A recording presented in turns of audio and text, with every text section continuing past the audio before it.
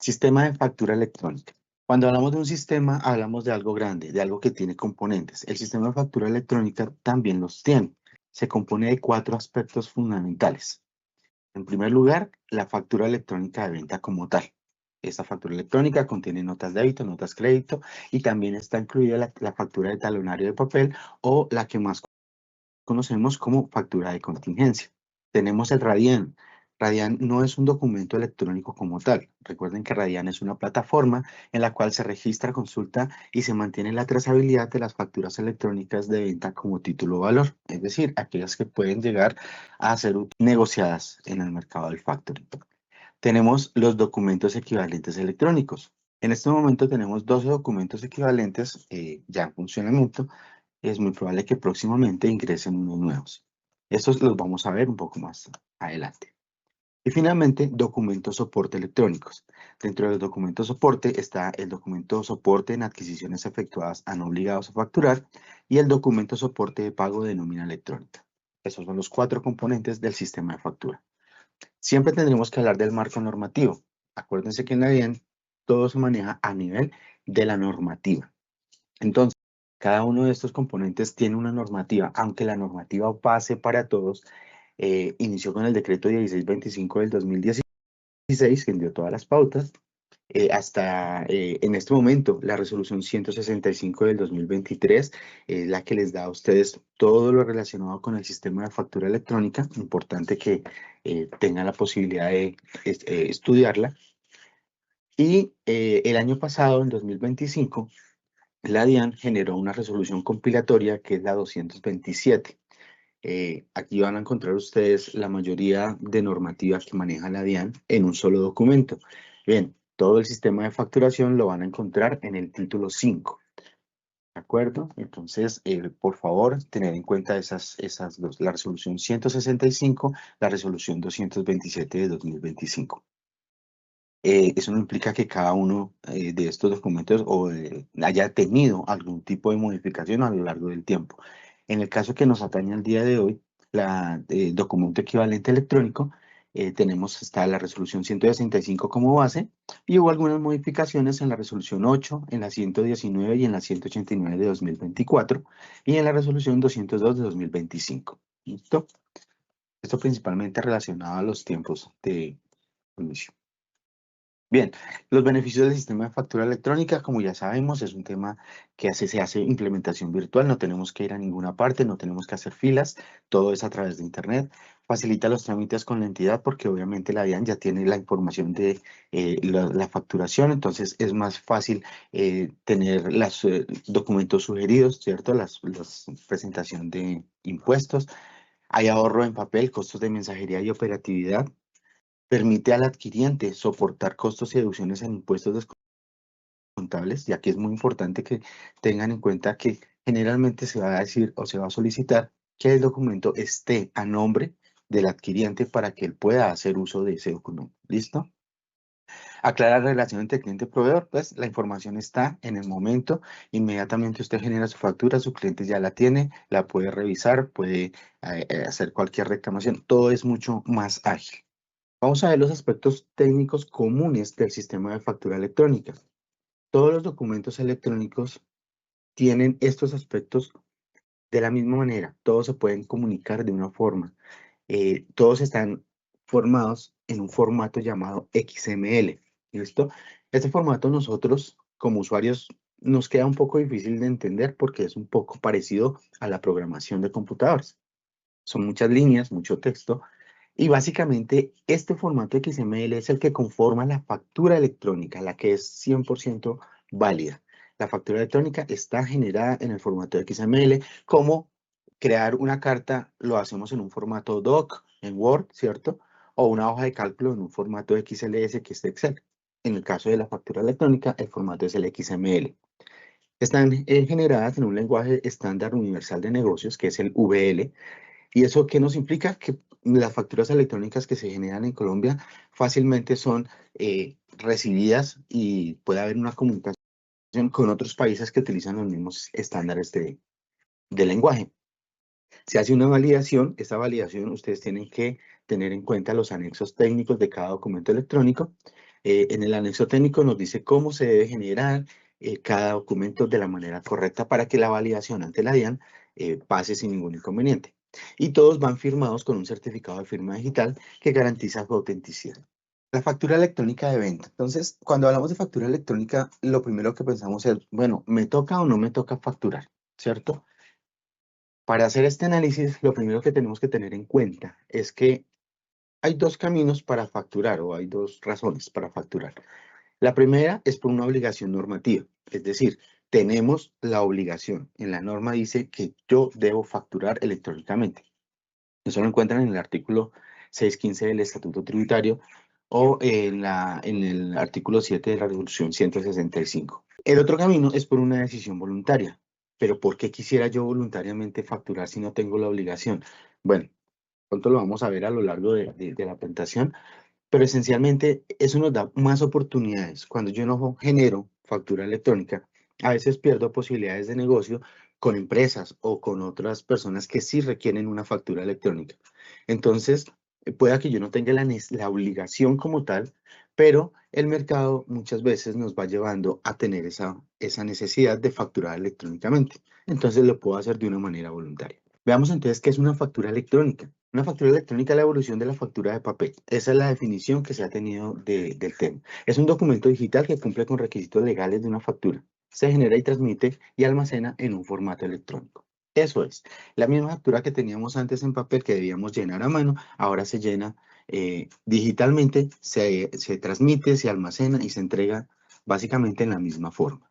Cuando hablábamos de un XML, porque eso es lo que es la factura electrónica, un documento en XML es el documento digital, es un documento que tiene más o menos esta estructura, ¿cierto? Les decía yo que se parecía un poco a la programación en los computadores, exactamente eso es. Pero cuando nosotros como adquirientes nos envían una factura electrónica, generalmente a nuestro correo nos llegan dos archivos, el XML, que es la factura como tal, y un archivo, un PDF. Ese archivo es una representación gráfica. Es decir, lo que está en el XML lo puedo pasar a papel para poderlo visualizar más fácil y entenderlo como un adquirente normalito. Entonces, esa es la parte más importante de entender que por qué me llegan dos archivos, por qué uno no lo puedo abrir, por qué no lo puedo ver, el PDF sí. El PDF y el XML tienen unos requisitos que veremos más adelante. Ahora, ¿debo facturar? Bien, les decía yo, en el artículo 7 de la resolución 165 nos dice claramente quiénes son los obligados a facturar.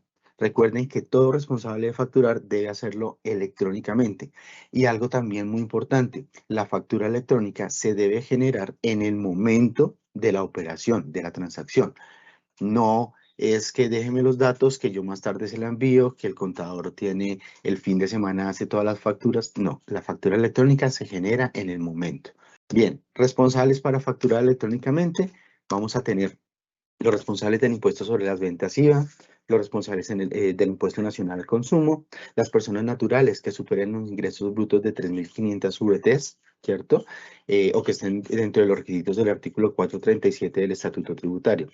En esta parte de los ingresos, pues hay que tener en cuenta cuánto cuesta la VT y que eso se haya generado en el año inmediatamente anterior. Si yo cumplí ese tope, entonces ya tengo una obligación. Pueda que inicialmente sea una persona natural que no llega a ese tope, no tengo la obligación, pero en el momento en que la paso, esos topes, ya se me genera esa obligación. ¿Listo?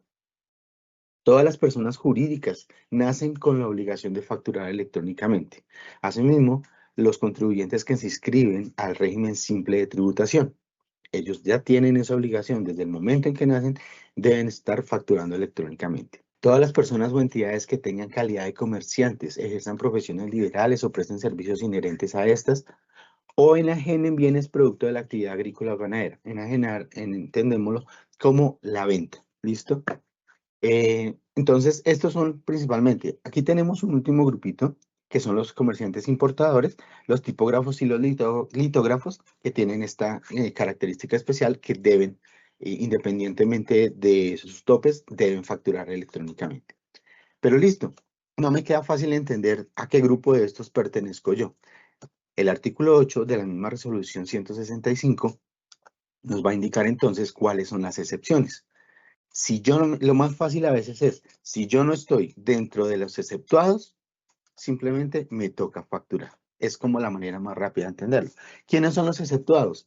Los bancos, las corporaciones financieras y compañías de financiamiento, las cooperativas de ahorro y crédito, los asalariados y pensionados por ese dinero que reciben por su trabajo o por su pensión no tienen que facturar.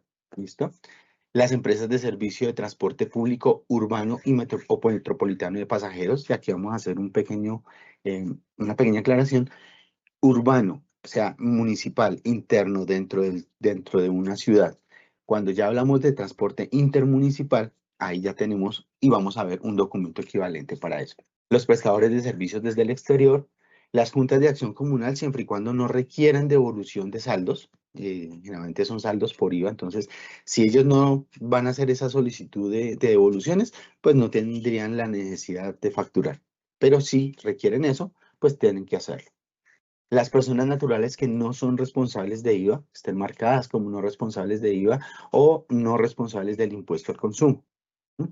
Y las personas naturales que únicamente vendan bienes excluidos o presten servicios gravados con el impuesto sobre las ventas IVA. Es decir, que no tengan dentro de su mercancía de venta productos gravados.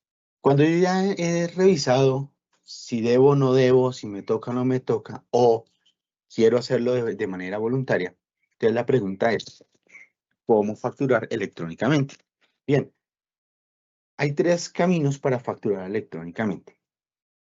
El primero, la facturación gratuita de la DIAN. La DIAN nos ofrece una plataforma, un kit completo de facturación gratuita, donde ustedes no van a tener que inmersarse, o perdón, incluir costos, por ejemplo, del certificado digital, ¿cierto? Eso ya está incluido dentro del kit de facturación. No necesitan software de facturación porque ya está incluido en el kit de la DIAN. Entonces, esa es una muy buena opción, no tiene límite de facturas, no tiene límite de creación de productos ni de clientes. También pueden hacer su factura electrónica a través de un desarrollo propio. Es decir, si en su empresa tienen una persona que puede hacer un software de factura, bien lo pueden utilizar como un desarrollo propio. Esto obviamente tiene que ajustarse a los requerimientos que tiene la DIAN, debe pasar las pruebas de la DIAN, ¿cierto? Para garantizar que la validación se va a hacer de la manera correcta. Entonces, cuando su empresa tiene la posibilidad de generar su propio software de factura, es un desarrollo propio. Y pueden hacerlo a través de un proveedor tecnológico. Puede contratar los servicios de un proveedor tecnológico habilitado por la DIAN. Hay aproximadamente 100 en este momento, un listado que ustedes pueden encontrar también en el micrositio de factura electrónica. Ahí pueden ver quiénes son los que están disponibles y les pueden ofrecer diferentes servicios, pero el principal es la generación, transmisión, validación y entrega de la factura electrónica de venta. ¿Cómo funciona cuando ustedes generan su factura, ¿cierto? La transmiten, la validan, la expiden y finalmente la recepciona el adquiriente. Veámoslo un poquito más a fondo. En su generación, el facturador electrónico, que sería el negocio, genera su factura en el momento de la compra, ¿cierto? Para ello, coloca los datos del adquiriente, nombre o razón social, el NIF y su correo electrónico. Recordemos que estos son los únicos tres datos que nosotros debemos o tenemos que pedirle al cliente para generarle factura electrónica. No necesitamos pedirle la dirección, el teléfono, nada, pues a excepción de que tenga que ser una entrega que se la envían, pues no vamos a necesitar pedirle la dirección y eso ya es aparte. ¿Listo? Los únicos datos que por norma se le deben solicitar a una persona o a una empresa para hacerle su factura electrónica, la cédula UNID, la razón social o el nombre y el correo electrónico para enviarle su factura. Pero si la persona no nos quiere entregar esta información por la razón que sea, o sencillamente no le interesa que la factura salga a su nombre, pues simplemente se hace en el NIT 12 veces el número 2 y esta factura va a aparecer como consumidor final. ¿Listo? Sigue siendo una factura electrónica de venta completamente válida, pero no va a nombre propio. Entonces aquí es importante que ustedes como facturadores tengan en cuenta algo, y es algo que tienen que transmitírselo en lo posible a todo su personal. La pregunta no es si quiere factura electrónica o la factura normal. La factura normal ya no existe. La única factura que sí es válida en Colombia en este momento es la factura electrónica de venta. ¿De acuerdo? Una cosa es que sea a su nombre propio o que vaya al consumidor final. Entonces, la pregunta que se debe hacer en caja es, ¿tu factura a nombre propio? Ya la persona decidirá si sí la quiere hacer, da sus datos, si no la quiere hacer, sencillamente al 2222. Segundo punto, la transmisión. Entonces, el software genera una transmisión que se le envía a la DIAN, ese formato de XML para que la DIAN haga todas las validaciones. Eso lo hace tanto la facturación gratuita, el desarrollo propio o el proveedor tecnológico. En la DIAN se hace la validación. Ojo, aquí nosotros no hacemos cálculos, ¿cierto? No verificamos si el cálculo del impuesto está correcto o no. Eso es una obligación, es una responsabilidad del facturador. Se expide la factura. Cuando se le entrega como tal al cliente, ¿cierto? Es cuando se hace el tema de la expedición. Y finalmente, pues la recepción. Obviamente le estamos entregando un papel, que es la representación gráfica, o le estamos entregando un documento electrónico en el correo, que sería el XML. Ahí tenemos todos los pasos del proceso de facturación. Los requisitos de la factura electrónica. Artículo 11, resolución 165, como ya les hemos mencionado. Resolución 227 del 2025, título 5, ahí está todo el sistema de facturación y también vamos a encontrar estos mismos requisitos. Solo por ver algunos, la factura electrónica, el XML, debe estar denominado expresamente como factura electrónica de venta. Estamos totalmente claros, ese es el nombre del documento. Debe contener la dirección de internet de la DIAN en la que se encuentra la información de la factura, es decir, el código QR. Ese mismo código que en la representación gráfica nos permite acceder a la página de la DIAN y ver la información. Debe tener la forma de pago, diciendo si es de contado, a crédito, etcétera, etcétera, y señalando el plazo si es necesario. Son requisitos de la factura electrónica, aproximadamente hay 18. Por favor, revísenlos en el artículo 11 de la 165. Asimismo, la representación gráfica, y este es un tema donde a veces nos equivocamos, también tiene unos requisitos que también los pueden ustedes ver en la resolución 165 de 2023. Y ahí vamos a encontrar, por ejemplo, que también tiene que tener una denominación expresa como factura electrónica de venta, ¿cierto? No es comanda, no es orden de pedido, no es factura de venta. Debe aparecer como factura electrónica de venta. También tiene que tener la dirección internet de la DIAN, o sea, el código QR, y aquí es muy importante que verifiquemos que la impresión de ese código QR sea clara, que se pueda entender, que se pueda leer. ¿Listo? Porque es la forma en la que vamos a hacer más rápido la verificación de la factura. Debe tener un código CUFE, Código Único de Factura Electrónica. Este código se asigna ya en el momento de la validación y es único para cada factura. Entonces, es muy importante que ustedes atiendan a todos los requisitos de la factura, tanto en el XML como en la representación gráfica. Este sería el ejemplo de cómo verifico yo la factura electrónica. Lo puedo hacer por el CUFE, ingresando a la página de la DIAN, buscando documento, y ahí escribiríamos el CUFE, pero el CUFE tiene aproximadamente 40 caracteres, entonces es un poco complejo escribirlos todos, transcribirlos, por ejemplo, de un papel. Si lo tenemos digital, se puede más fácil, pero de un papel es más complejo. Entonces, de un papel utilizamos el código QR de la representación gráfica. ¿Y eso qué tiene que hacer? Nos lleva a una página de la DIAN, ¿cierto? Donde vemos la factura como tal que ha sido generada, validada por la DIAN y que es la que nos dice sí, su factura es una factura real, es una factura que ha cumplido con todo lo que tiene que cumplir, esté tranquilo. Ahí lo que vamos a ver básicamente es nuestra factura en el formato, digámoslo, representación gráfica de la DIAN. ¿Cómo se habilita uno para hacer facturador electrónico? 5 puntos que tienen que tener muy en cuenta: su RUT actualizado, acceso al correo electrónico que está registrado en el RUT. Si ya no lo tienen, pues deben hacer su actualización. Un dispositivo electrónico con acceso a Internet, su certificado de firma digital que lo deben comprar o en la solución gratuita está inmerso. Y el software de factura electrónica que igualmente en la solución gratuita ya está. ¿Cómo se habilitan? Cuando ya tengan esos 5 puntos claros y listos, entran a la página de la DIAN, buscan los temas de interés, factura electrónica y, como ven en el recuadro, un espacio que dice habilitación. Aquí es donde vamos a entrar a registrarnos, a decir cuál es nuestro software de factura, si es solución gratuita, software propio o un proveedor tecnológico. Cuando ya tengamos eso, en ese sitio vamos a poder hacer las pruebas del software de factura que estamos colocando. Y finalmente vamos a tener la responsabilidad 52. Cuando ya quedemos con toda la habilitación hecha, se nos debe aparecer en el RUT la responsabilidad 52. Esto lo hace automáticamente el sistema, pero una vez se habiliten. Pero es importante estar pendientes porque si no aparece, pues debemos hacer la solicitud de que ya somos facturadores electrónicos y que por favor nos aparezca esta responsabilidad. ¿Listo? Entonces el kit de facturación gratuita, como les dijimos, ya tiene el software. Se utiliza desde cualquier dispositivo con internet. No solamente genera factura de venta, sino factura de exportación, factura por mandato, factura de IU. Entonces ustedes tienen diversas posibilidades de generación de facturas electrónicas.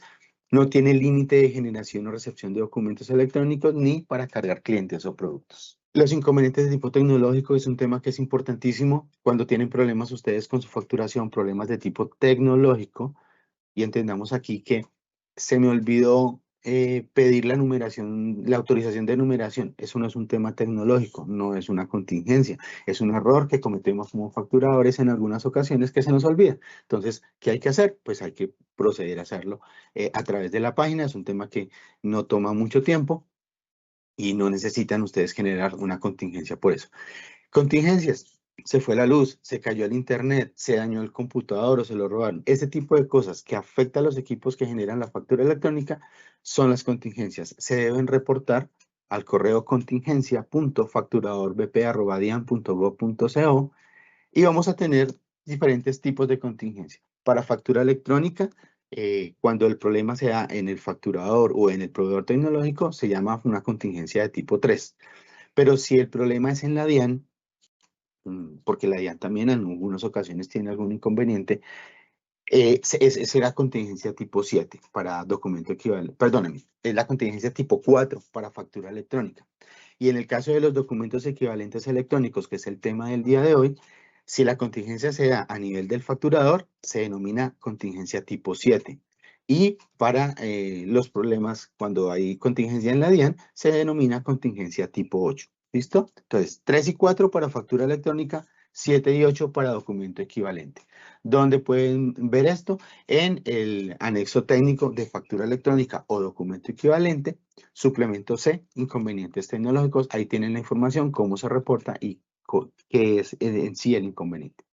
Entramos entonces en el tema de hoy puntualmente, que son los documentos equivalentes electrónicos. Entonces ya sabemos que la factura electrónica es nuestro documento principal, ¿cierto? Es el que es válido. Y todos los que tienen la responsabilidad o la obligación de facturar pueden hacer uso de ella.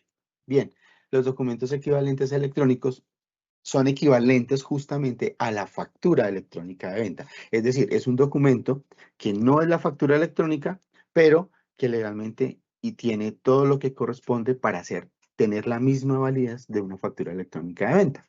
Decíamos al principio que tenemos 12 documentos equivalentes electrónicos y a mí me gusta para que entendamos mejor por qué nacen los documentos equivalentes electrónicos, es lo siguiente. Todos tenemos una obligación de facturar. Entonces, en la factura que todos conocemos, pues simplemente tenemos cierta información de lo que estamos comprando. Un código, un nombre, un valor, un impuesto, etcétera, etcétera. Pero hay ciertos nichos de mercado, hay ciertos sectores del comercio que tienen unos necesidades muy puntuales de alguna información. Para esos nichos, para esos sectores, se generan o se evalúan y salen los documentos equivalentes electrónicos. Existe un documento equivalente que es muy parecido a la factura electrónica. Se denomina así, su nombre completo es tiquete de máquina registradora con sistema POS.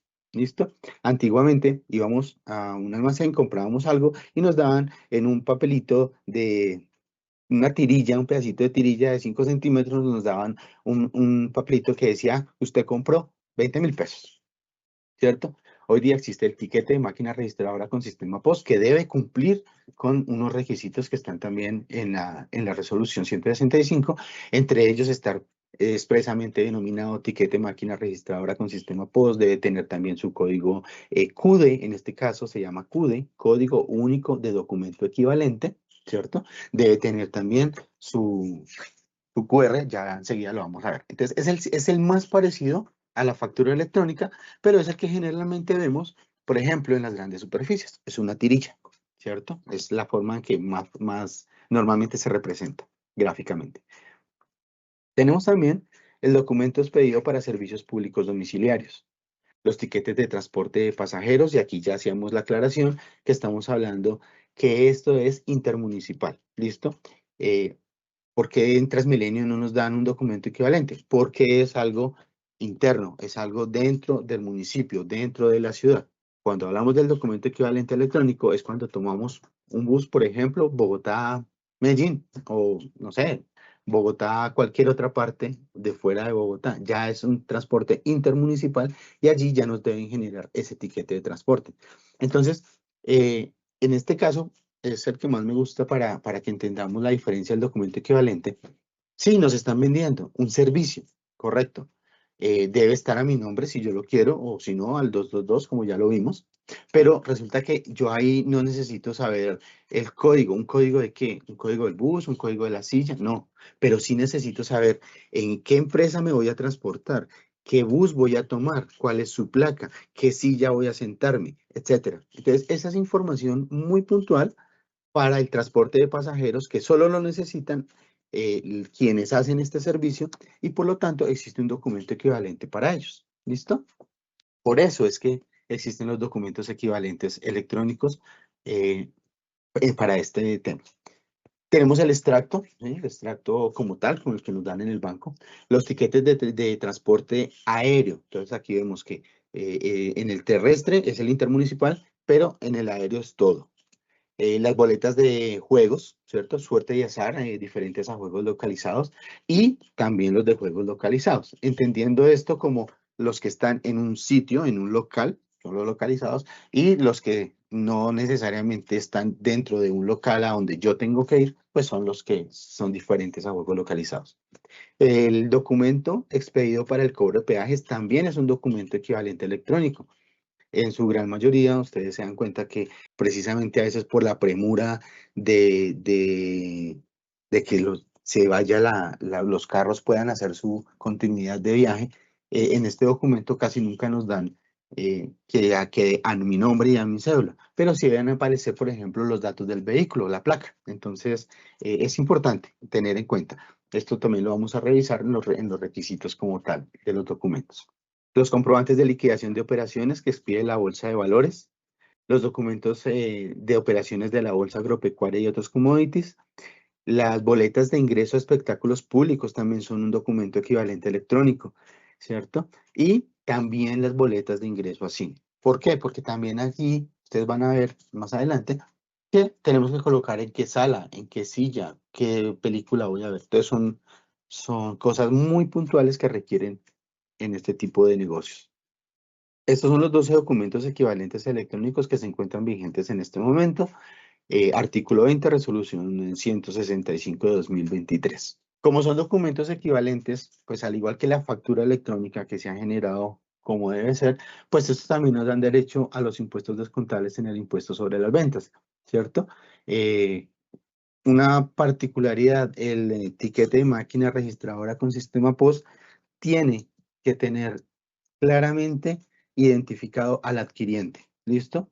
Entonces tiene que tener su número de cédula, su nombre, para poder ser utilizado como un documento soporte para impuestos descontables en el impuesto sobre las ventas o para renta.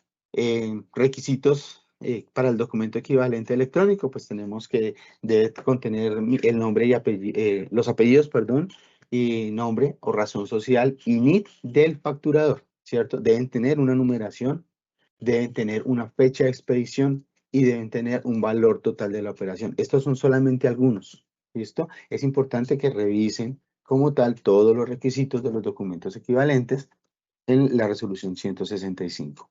Aquí, como les decía, para el documento equivalente electrónico, tiquete de máquina registradora con sistema POS, es importante identificar al adquiriente, tener su número de identificación. No importa qué valor tenga, es completamente válido. ¿Listo? Si este documento equivalente no identifica al adquiriente, no puede constituirse como soporte de costos y gastos. Bien, el calendario de implementación, digamos que lo mencionamos, aunque sabemos ya que ya está vencido.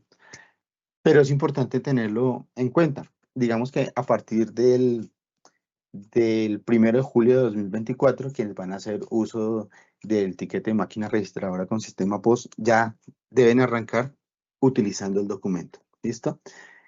Es importante solamente para que lo tengamos en cuenta. ¿Por qué? Porque vamos a iniciar un negocio y empezamos a pensar, ¿será que yo me puedo esperar un añito para empezar? No, usted ya en este momento debe arrancar utilizando el documento correspondiente. Y para los demás documentos equivalentes, como lo vemos, se venció ya el calendario el 1 de noviembre del 2024. Entonces, independientemente del documento equivalente que deseemos utilizar, pues ya tenemos que arrancar con ello. Es importante tener muy claro que si yo quiero hacer uso de un documento equivalente, se ajusta a mis necesidades, lo puedo hacer.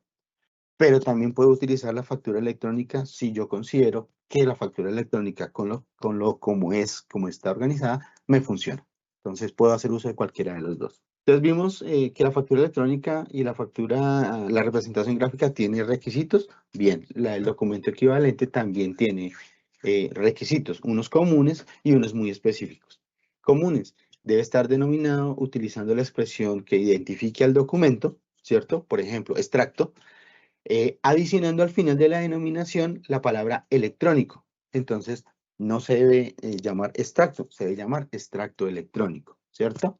Y en el caso muy puntual del tiquete de máquina registradora con sistema POS, se llamará así: documento equivalente electrónico, tiquete de máquina registradora con sistema POS. Es un nombre bastante largo, pero es la denominación que se le ha dado a este documento. Debe contener el apellido y nombre o razón social y número de identificación tributaria o NIT del vendedor o de quien presta el servicio. Debe discriminar los impuestos, ¿cierto? Debe tener una numeración que corresponda a un sistema de numeración consecutiva. Entonces, debe tener un número consecutivo. La fecha y hora de generación y la fecha y hora de expedición. ¿Listo? Debe entregarse al adquiriente el documento equivalente electrónico en el formato electrónico que se generó, o sea, en el XML. ¿Listo? Esto ya sabemos que para eso le pedimos el correo electrónico a la persona, que le van a llegar dos archivos en un solo archivo zip, le van a llegar dos archivos: el XML, que es el documento equivalente como tal, el documento electrónico, y la representación gráfica. Y debe contener el valor de la operación. También tiene que indicar si se es agente retenedor de impuestos sobre las ventas, ¿sí? O sobre el impuesto de la renta complementarios. Son cosas que a veces consideramos que no es necesario colocarlas, pero es importante y está en la norma, hay que cumplirlo.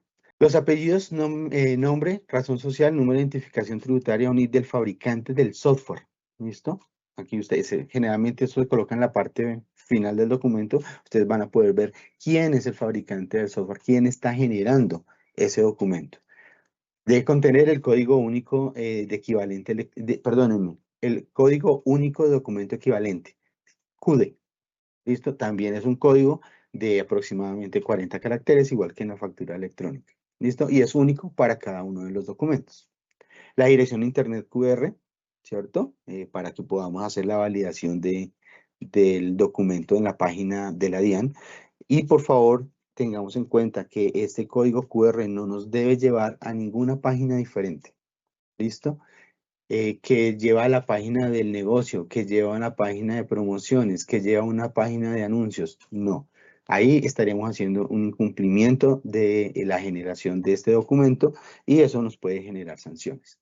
Debe incluir la firma digital del emisor del documento, ¿cierto? Entonces ya hablamos del certificado digital como tal, que sabemos que es un requisito de todos los documentos electrónicos. Debe cumplir lo que esté especificado en la resolución 165, que ya vimos algunas de esas situaciones, y debe cumplir con las condiciones técnicas y tecnológicas del anexo técnico de documento equivalente electrónico. ¿Listo?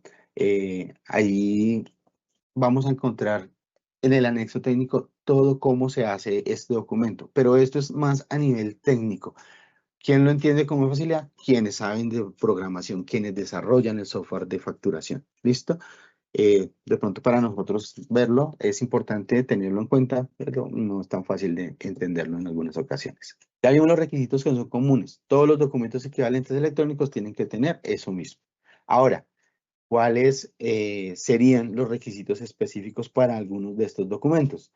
El documento equivalente electrónico, etiqueta y máquina registradora POST, como ya lo dijimos, debe identificar al adquiriente plenamente con su nombre y con su número de identificación para poder ser utilizado como soporte de costos y gastos y de impuestos descontables, ¿cierto?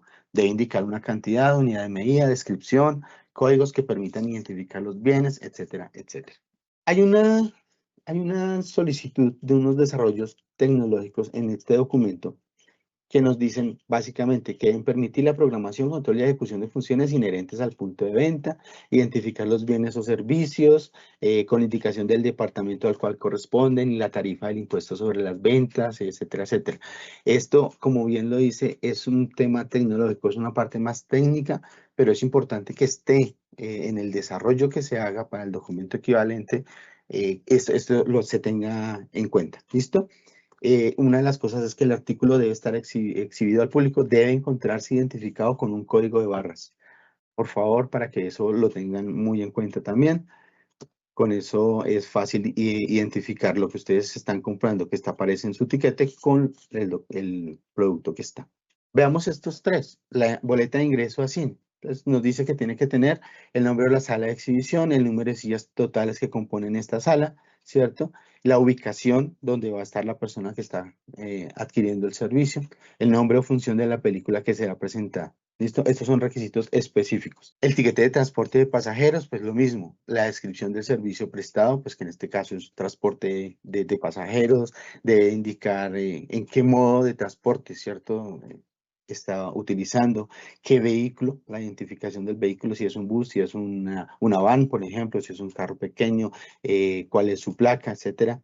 La empresa de transporte a la que se encuentra afiliado, lugar de origen, destino. Son cosas muy puntuales, como les comentaba yo al principio, que tiene este documento equivalente. En el extracto, pues debe indicar la descripción del servicio prestado. En el tiquete de transporte de pasajeros aéreo, pasa lo mismo que con el transporte de pasajeros terrestre intermunicipal.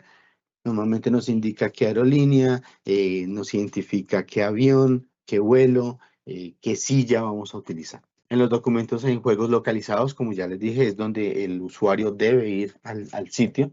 Entonces, aquí nos debe dar el número de juegos que se encuentran en el sitio, ¿cierto? Y discriminando, identificando cada una de esas máquinas. Si manejan de alguna manera virtual, debe contener la dirección de internet, la dirección IP, ¿cierto? El valor del IVA, obviamente, debe estar identificado. Detallar el valor de los impuestos del orden nacional que haya lugar en ese juego. En los juegos de suerte y azar diferentes a los localizados, pues entonces hablamos de boletas, de fracciones, la fracción de lotería que compramos, etcétera. Debe contener la fecha que corresponde al día en que se realiza esa operación. Entonces, cuando vamos a comprar, no sé, lo tomo como ejemplo simplemente, un baloto, debe tener la fecha en la que se realiza esa compra, ¿cierto? El nombre, razón social o identificación del sujeto obligado debe contener el número o valor de la boleta, fracción, formulario, cartones, billetes o instrumento que da derecho a participar en el juego.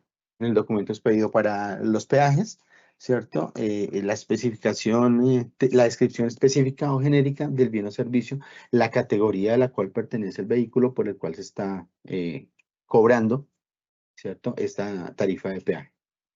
Para la bolsa de valores, vamos a encontrar que nos debe, por ejemplo, mencionar la comisión que tiene la bolsa, ¿cierto? U otras remuneraciones que tengan este tipo de entidades. Y para la bolsa agropecuaria y otros commodities, también el valor de las comisiones de esa bolsa. Obviamente, todos estos documentos contienen la información de lo que se está realizando. Lo que definimos como descripción específica o genérica de los bienes o servicios. Esto también aplica para el documento expedido para servicios públicos domiciliarios. Y en el caso de las boletas de ingreso de espectáculos públicos y artes escénicas, pues tenemos algo adicional que es el código único del evento, que se denomina el código PULEP, que también debe estar incluido dentro de como un requisito específico de ese documento. De la misma manera, cuando es una boleta que nos regalan por alguna promoción o algún evento, debe tener indicada la palabra cortesía. Eso implicará pues que no tuvo como tal un costo. Vamos a hablar un poquito de los cambios normativos que tuvo la resolución 189, que es una de las que más aplica a los documentos equivalentes. Esta se generó en el 2024 y la 202 del 2025. Servicios públicos domiciliarios. El artículo 3 de la resolución 189, ¿cierto? Básicamente lo que nos decía es que prestadores con menos de 2.500 suscriptores, prestadores de servicios públicos que no tengan ánimo de lucro, pueden expedir este documento equivalente en forma física. Creo que es una de las únicas excepciones que hay a que sea un documento electrónico. Solamente si este prestador no tiene ánimo de lucro, es por ejemplo un acueducto comunitario o veredal o rural, son gestores, asociaciones que tengan menos de 2.500 suscriptores, pueden hacer este documento en forma física. De resto, todo es electrónico. ¿Listo? El artículo 1 de la resolución 202, por ejemplo, nos dice que las empresas de servicios públicos domiciliarios que expiden el documento equivalente pueden hacer uso de este documento para en el tema de venta de bienes o prestación de servicios, pero relacionados con el servicio prestado. ¿Listo? Si es mi factura de luz, pues tienen que ser relacionados a luz.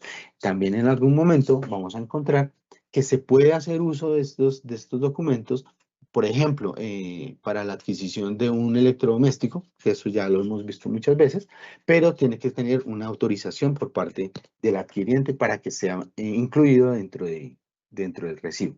Importantísimo, el artículo 3 de la 202 nos dice que cuando el comprador exige su factura electrónica personalizada, o sea, a nombre propio, el vendedor solicita únicamente el nombre y apellido o razón social, el tipo de número de identificación y el correo electrónico. Son los únicos tres datos que nosotros podemos exigirle al comprador para generarle la factura electrónica a nombre propio.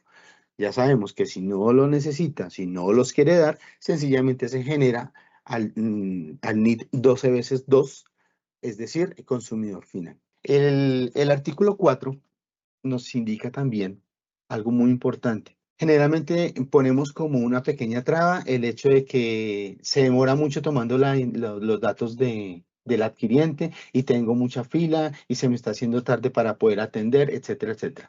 Bien, la DIAN puso a disposición de los facturadores el servicio electrónico de consulta. Es decir, ustedes a través de su sistema de facturación acceden al portal web de la DIAN, se conectan a ese servicio y solamente digitando el número de cédula del adquiriente, él les va a traer la información, por ejemplo, del nombre y del correo electrónico. ¿Para qué? Para que ustedes puedan generar con mucha más rapidez su factura electrónica o su documento equivalente. La resolución 189, por ejemplo, nos habla específicamente para aquellos que trabajan con compra y venta de divisas, algunos cambios específicos, por ejemplo, que se debe utilizar una factura exclusivamente para operaciones de venta y una factura exclusivamente para operaciones de compra. ¿Sí? Son cosas que atañen a estas personas que trabajan con compra y venta de divisas. Los invitamos a la resolución 189 para que miren qué cambios hubo también en este aspecto de compra y venta de divisas, sobre la tasa de cambio, sobre cómo colocar la moneda, etcétera, etcétera. Pueden hacer uso del canal de denuncias de factura electrónica, ¿listo? ¿Por qué? Porque es muy fácil a través de WhatsApp sencillamente hacer la denuncia y entrar a la DIAN a hacer la investigación correspondiente. Canales de atención, esperamos que esta charla sobre documento equivalente electrónico les haya abierto un panorama mejor de qué son estos documentos, si les sirven o no les sirven, de si lo quieren hacer de forma voluntaria o no. Y ya cualquier otra información a través de nuestra página web, en el micrositio de factura electrónica, van a poder ustedes encontrar toda la información relacionada.